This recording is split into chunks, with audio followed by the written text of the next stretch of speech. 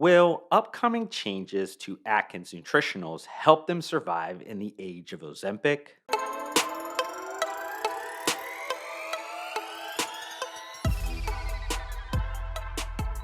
I'll decode that introductory statement a bit later in this content, but on October 24th of 2023, the Simply Good Foods Company reported its fiscal 2023 fourth quarter earnings for the period ending August 26th of 2023. As I usually do on these quarterly updates, I'll start by running through some high-level financial data to update you on how the Simply Good Foods Company performed recently, but more importantly, I'll use the earnings report, conference call, and any relevant publicly disclosed news to give context for my expanded strategic commentary on trends that are happening within the health and fitness snacking space.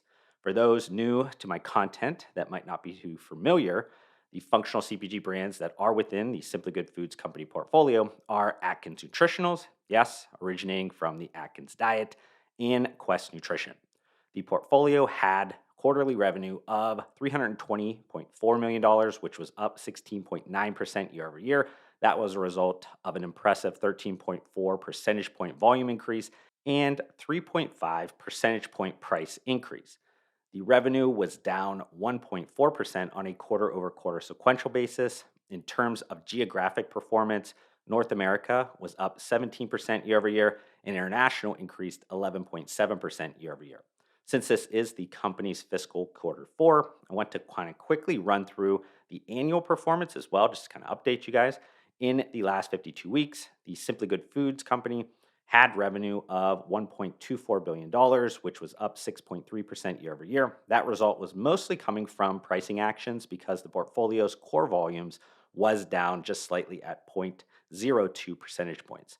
But jumping back into some of the Q4 insights, the total Simply Good Foods retail takeaway for the 13 weeks ending August 27th, 2023 increased 10.2% in the US measured channels, coming from positive volume and price growth.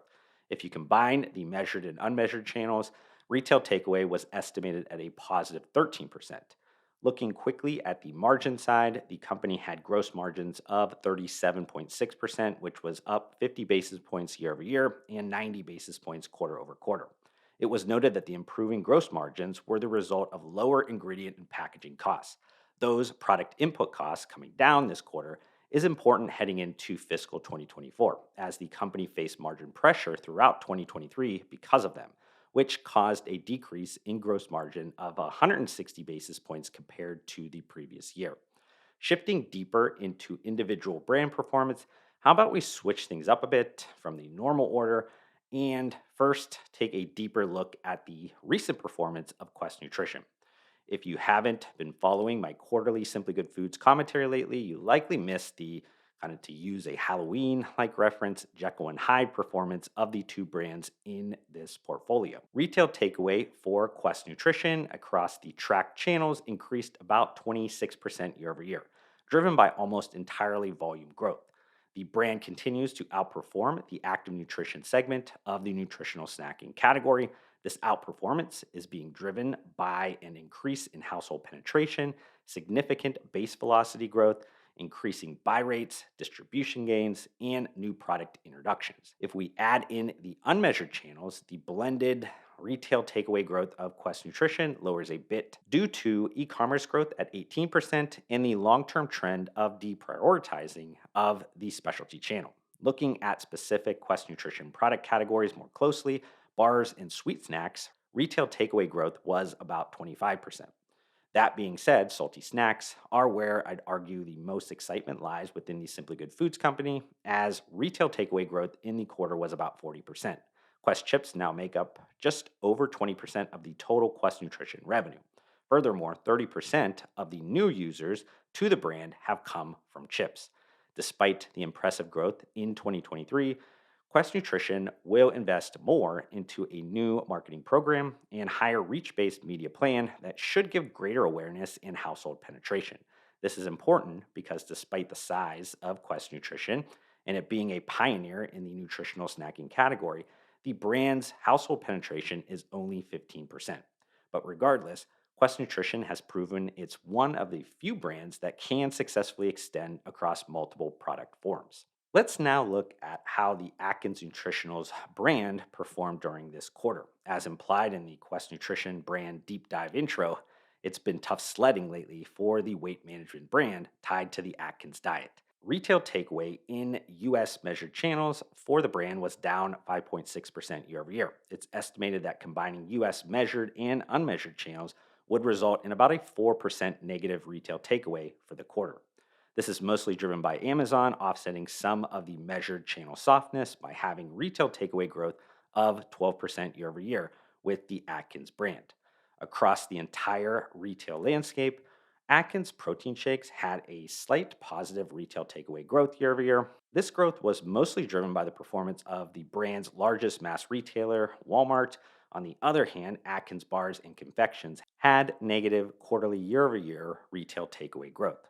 As a result, total buyers for the Atkins brand are about the same year over year, resulting in flat household penetration over the last 52 weeks. But let's talk about what all of that weak performance means and what actions the company is taking to change it, especially against the backdrop of weight loss drugs like Ozempic.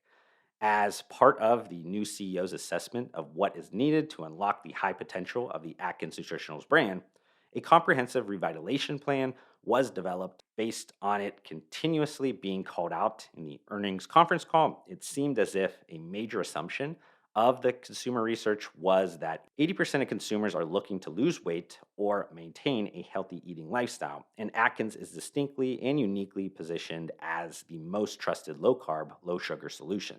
Moreover, when consumers try Atkins products, they are pleased and delighted.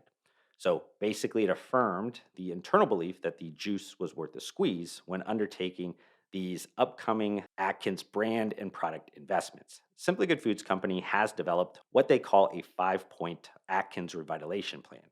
The first focal area surrounds strengthening product innovation. As mentioned earlier, protein shakes point of sale performance is good, so near term innovation focus will be put on the bar segment of the business, which I believe is still the largest at Atkins. The company noted the second half of fiscal 2024 will see meaningful innovations start to roll out, and they have a robust multi year pipeline. While the Atkins products I've tasted lately would be considered good, Atkins is focusing on upgrades that deliver even better taste experience. These adjustments may also reduce cost and provide greater shelf life. I believe with flavor system and kind of sweetener advancements within functional CPG progressing so quickly, this should be an item of focus for every brand every few years. The second focal area addresses executional misses at some retail customers. This resulted in suboptimal assortments and price points. An example of this action point can already be seen in Atkins' recent transition from variety packs to straight pack, thus hitting a key price point in the club channel. Simply Good Foods will also double down at customers where they have strongest momentum. With the company's belief that the nutritional snacking category can double over the next 5 to 7 years, it's important for both Atkins and Quest Nutrition to act as the preeminent category leader and category advisor for its retailers. This is really taking out from the big CPG playbook where a company develops multi year partnerships with retailers to build additional space and additional focus on a category. That moves them from more of a transactional approach to category leadership to a longer term, more strategic approach where it's about building plans together to double down on the category.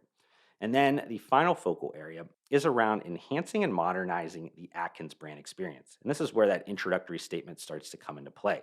With Atkins, they need to figure out where the legacy brand sits in the evolving weight management category. I see Atkins, Slim Fast, Weight Watchers, and others in this kind of similar bucket against the backdrop of the FDA approval of more and more pharmaceutical weight loss solutions. These new drugs are providing a customer experience that's closer to the image of a magic pill. That's an issue for every weight management brand, and they must navigate the reality that though these drugs have low penetration now, that could change quickly in the near term future. Atkins has sustained its view that the age of Ozempic will be a tailwind for its business, but they need to adjust a few things for Atkins to be viewed as a friend of these weight loss drugs, not a foe.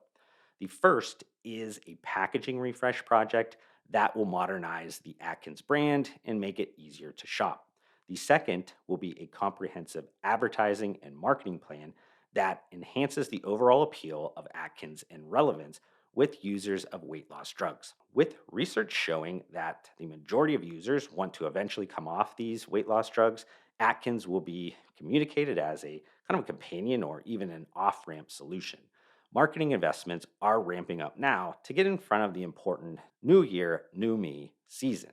Finally, Simply Good Foods Company made some organizational structure changes to ensure execution of this revitalization plan is done with excellence and a sense of urgency.